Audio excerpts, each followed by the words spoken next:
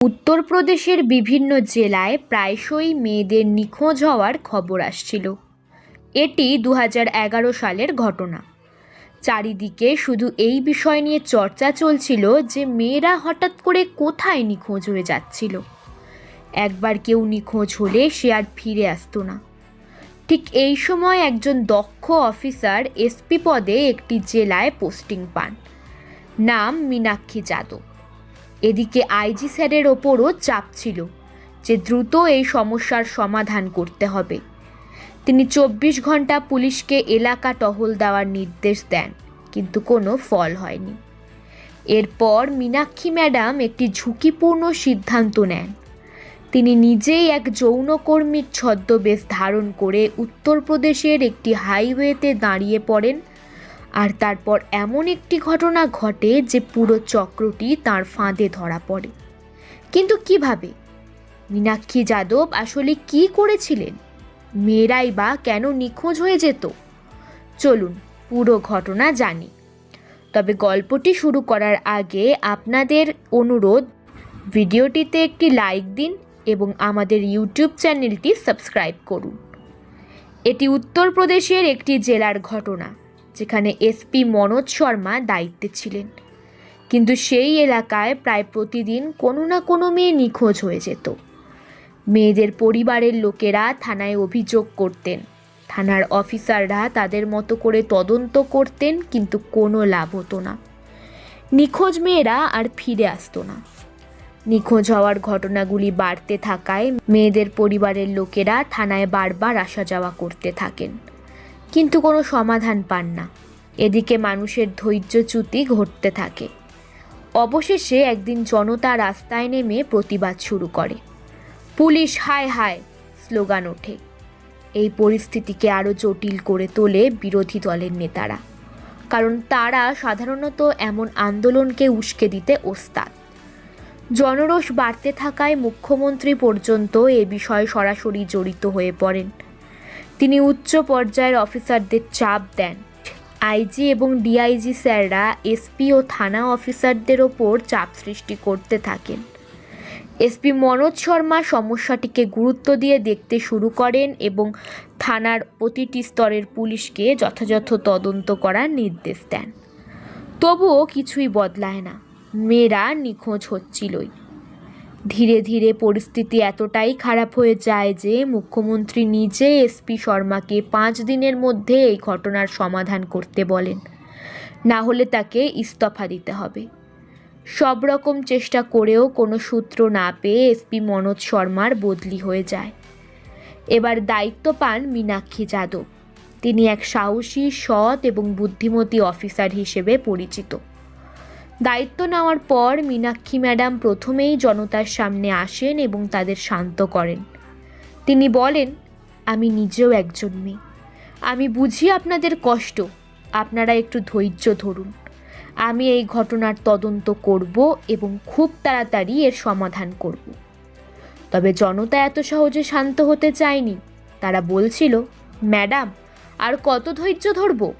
অনেক দিন ধরে এই একই পরিস্থিতি চলছে। আর কতদিন সহ্য করব? আমাদের বউ মেয়েরা যখন একেবারে বিলুপ্ত হয়ে যাবে, তখনই কি পুলিশ ব্যবস্থা নেবে? এসপি ম্যাডাম মানুষদের বোঝান, আপনারা যদি এইভাবে প্রতিবাদ করতে থাকেন তাহলে কোনো অপরাধী ধরা পড়বে না। কারণ আপনারা প্রতিবাদ করায় তারা হয়তো ভয় পেয়ে কিছুদিনের জন্য গা ঢাকা দেবে অথবা তাদের কার্যকলাপ বন্ধ রাখবে। তাই ভালো হয় আপনারা শান্তিতে বাড়ি ফিরে যান এবং আমাদের ওপর বিশ্বাস রাখুন। এরপর তিনি মাইক দিয়ে ঘোষণা করেন এবং সবাইকে তার ফোন নম্বর লিখে নিতে বলেন। তিনি বলেন, যদি কোথাও কোনো সন্দেহজনক লোক দেখতে পান আমাকে সাথে সাথে জানাবেন। কোনো বিপদে পড়লে সরাসরি আমাকে ফোন করবেন। থানায় আসার প্রয়োজন নেই। আমি সব ম্যানেজ করব। মানুষের মধ্যে গুঞ্জন শুরু হয়। সবাই আলোচনা করতে থাকে, যেহেতু আমরা এতদিন অপেক্ষা করেছি তাই আর কিছুদিন অপেক্ষা করব। তারা আরও বলেন, একবার এই ম্যাডামকেও সুযোগ দিয়ে দেখা উচিত। এরপর তারা প্রতিবাদ বন্ধ করে ম্যাডামের কথা শোনে। তারা তাকে অনুরোধ করে, ম্যাডাম দয়া করে দ্রুত এই সমস্যার সমাধান করুন। ম্যাডাম আশ্বস্ত করেন, কিন্তু ভেতরে ভেতরে তিনি চিন্তায় পড়ে যান যে কিভাবে এই চক্রটিকে ধরা যাবে, কারণ তার কাছে কোনো জাদুর কাঠি নেই যা ঘোরালেই চক্র ধরা পড়ে যাবে। তিনি বুঝতে পারছিলেন না যে কি করবেন। তারপর তিনি তার অধীনস্থ সব থানার দারোগাদের ডেকে পাঠান। তিনি তাদের বলেন, আপনারা সবাই কোনো না কোনো ধারণা দিন, আমি আপনাদের পরামর্শ শুনব, হোক সে ইন্সপেক্টর কিংবা কনস্টেবল, আমি সবার কথা গুরুত্ব সহকারে নেব। ম্যাডামের এই কথায় কনস্টেবলদের মধ্যে আনন্দের সঞ্চার হয়।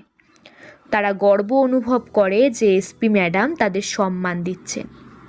সবাই নানা পন্থা প্রস্তাব করে, সেগুলো চেষ্টা করেও ফল পাওয়া যায় না। মেয়েরা কলেজ, হাসপাতাল বা কর্মস্থল থেকে অদৃশ্য হতে থাকে। এই পরিস্থিতিতে মেয়েরা বাড়ি থেকে বের হতে ভয় পাচ্ছিল। কিন্তু কতদিন আর বাড়িতে আটকে থাকবে? সবাইকে তো নিজ নিজ কর্মক্ষেত্রে ফিরতে হবে। কাউকে চাকরিতে যেতে হয়, কাউকে কলেজে, আবার কেউ বাজার করতে বের হয়। তাই সমস্যা চলতেই থাকে। মাঝে মধ্যে ম্যাডাম মেয়েদের কিছুদিন বাড়ির বাইরে না যাওয়ার পরামর্শ দেন। মেয়েরা বের হওয়া কমিয়ে দেয়। চক্রের সদস্যরা নতুন শিকার খুঁজতে থাকে, কিন্তু খুঁজে পায় না। তাদের ওপর এবার চাপ আসতে থাকে, কেন পণ্য সরবরাহ বন্ধ রয়েছে, কারণ তাদের যোগাযোগ বিদেশে এবং তারা মেয়েদের অপহরণ করে বিদেশে পাচার করত। যখন এসপি ম্যাডাম দেখলেন সব চেষ্টা ব্যর্থ হচ্ছে, তখন তিনি একটি ঝুঁকিপূর্ণ সিদ্ধান্ত নেন। তিনি তার অধীনস্থ সব ইন্সপেক্টর ও সাব ইন্সপেক্টরদের ডেকে বলেন, আমি একটি সিদ্ধান্ত নিয়েছি, এতে আপনাদের সহযোগিতার প্রয়োজন। ম্যাডাম একটি স্টিং অপারেশন শুরু করেন। তিনি নিজে একজন যৌনকর্মীর ছদ্মবেশ নেন। তার গলার লকেটে এবং শার্টের বোতামে ক্যামেরা লাগানো থাকে, যা থানার একটি কন্ট্রোল রুমে সরাসরি রেকর্ড হচ্ছিল। ম্যাডাম ছোট পোশাক পরে, লিপস্টিক লাগিয়ে, লকেট পরে নির্জন হাইওয়েতে দাঁড়ান।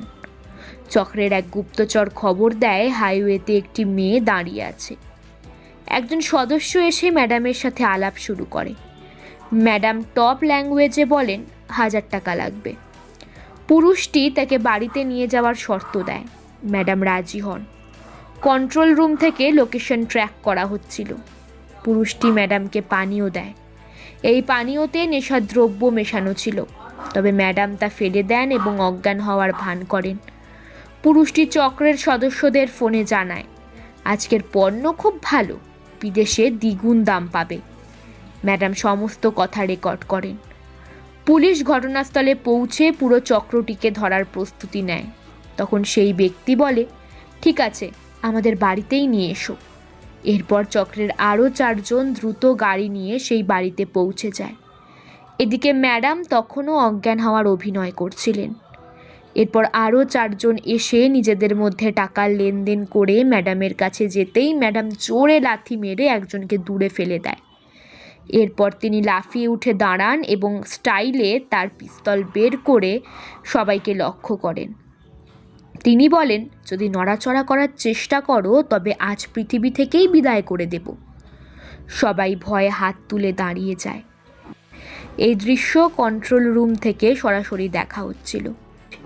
কন্ট্রোল রুম থেকে খবর পেয়ে পুলিশ টিম দ্রুত ঘটনাস্থলে পৌঁছে যায়। তারা 5 জনকেই গ্রেপ্তার করে। এসপি ম্যাডাম খুব আনন্দের সাথে তাদের থানায় নিয়ে আসেন। থানায় এনে তাদের ভিতরে আটকে রেখে জিজ্ঞাসাবাদের পাশাপাশি তাদের ভালোভাবে সংবর্ধনা দেওয়া হয়। সেই সংবর্ধনার ফলস্বরূপ তারা সব স্বীকার করে। তারা জানায় যে তারা মেয়েদের পাচার করে এবং তাদের আরও অনেক গ্যাং রয়েছে। তারা মেয়েদের বিদেশে পাঠিয়ে অশ্লীল ও অনৈতিক কাজ করতে বাধ্য করে। এসপি ম্যাডাম তাদের আরও জিজ্ঞাসা করেন, যদি আমি সত্যিই অজ্ঞান হয়ে যেতাম তবে আমাকে কখন পাচার করতে? তারা জানায় আগামীকাল সন্ধ্যায় সমুদ্র তটে। এরপর মীনাক্ষী ম্যাডাম তাদের নির্দেশ দেন তাদের দলের কাছে ফোন করতে এবং জানাতে যে তারা মেয়েটিকে সরবরাহ করতে প্রস্তুত। তাদের কাছ থেকে সঠিক লোকেশন জেনে ম্যাডাম তার ঊর্ধ্বতন অফিসারদের ফোন করেন এবং প্রচুর পুলিশ ফোর্স চান। পুলিশ ফোর্স তাকে সরবরাহ করা হয়। পরদিন ভোর থেকেই সাধারণ পোশাকে পুলিশ পুরো সমুদ্রতট ঘিরে রাখে।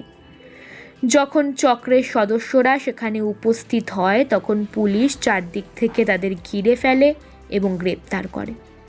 এরপরে একের পর এক বিভিন্ন জায়গায় অভিযান চালানো হয় এবং চক্রের অন্যান্য সদস্যদেরও গ্রেপ্তার করা হয়। পরের দিন সংবাদপত্রের প্রথম পাতায় মোটা মোটা অক্ষরে শিরোনাম বেরোয়, মীনাক্ষী যাদব ম্যাডামের সাহসিকতার গল্প। প্রচুর মানুষ তাকে দেখতে থানায় আসে, সবাই তাকে কৃতজ্ঞতা জানায়। গোটা এলাকার পক্ষ থেকে তাকে সংবর্ধনা জ্ঞাপনও করা হয়। বড় বড় অফিসাররা তার সাহসিকতার প্রশংসা করেন, এমনকি মুখ্যমন্ত্রীও তাকে ব্যক্তিগতভাবে অভিনন্দন জানিয়ে প্রমোশন দেন। এটাই ছিল আজকের গল্প। মীনাক্ষী ম্যাডামের সাহসিকতার জন্য একটি লাইক দিন। তার সম্পর্কে আপনার মতামত কমেন্টে জানাতে ভুলবেন না। এরকম আরও নতুন নতুন গল্প শুনতে আমাদের ইউটিউব চ্যানেলটি সাবস্ক্রাইব করে পাশের ঘন্টাটি বাজিয়ে দিন। আবারও দেখা হবে নতুন কোনো ভিডিওতে। ততক্ষণ সুস্থ থাকুন, সুরক্ষিত থাকুন এবং সাবধানে থাকুন। জয় হিন্দ, জয় ভারত।